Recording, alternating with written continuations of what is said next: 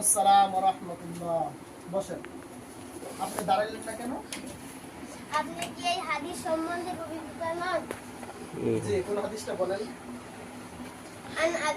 عن أبي معاوية رضي الله تعالى عنه قال قال رسول الله صلى الله عليه وسلم من أحب أن يتمثل له الناس قياما فليتبوأ مقعده من النار।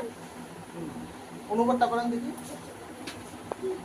হযরত মুআবিয়া রাদিয়াল্লাহু তাআলা আনহু হইতে বর্ণিত, তিনি বলেন যে রাসূলুল্লাহ সাল্লাল্লাহু আলাইহি ওয়াসাল্লাম বলিয়াছেন, যে ব্যক্তি পছন্দ করে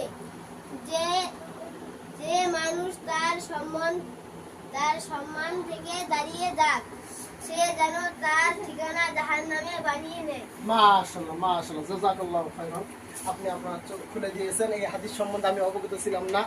প্রিয় গাইস, এই ভিডিওটা বানানোর একটাই উদ্দেশ্য যে এই বাচ্চা ছেলে সে এটাই বোঝাতে চাইছে যে কোনো মানুষ যদি পছন্দ করে তার সম্মানে অপর ব্যক্তি দাঁড়িয়ে যায়, এটা যদি সে পছন্দ করে সে যেন তার ঠিকানাকে জাহান্নামে বানিয়ে নেয়।